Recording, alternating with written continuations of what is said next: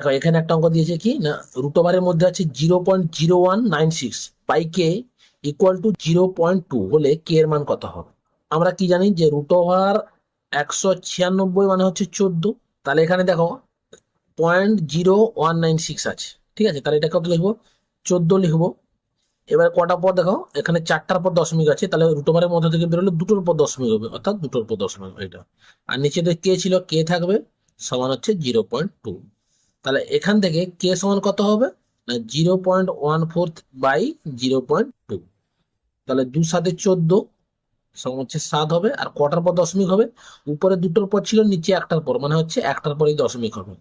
কারণ ভাগ থাকলে উপরে দুটো নিচে একটা, 2 - 1, মানে একটার পর দশমিক হবে। যদি দুটো গুণ থাকতো তাহলে 2 + 1 অর্থাৎ তিনটার পর দশমিক হতো, ঠিক আছে। তাহলে এটা একটার পর দশমিক হবে। তাহলে অপশন বি হচ্ছে রাইট আনসার। এই অঙ্কটা তোমাদের হোমওয়ার্ক থাকলো।